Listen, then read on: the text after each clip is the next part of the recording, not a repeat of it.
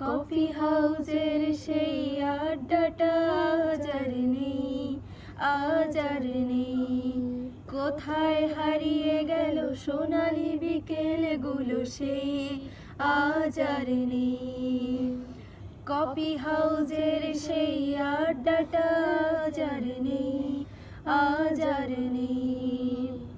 নিখিলেশ প্যারিসে, মইদুল ঢাকাতে, নেই তারা আজ কোনো খবরে।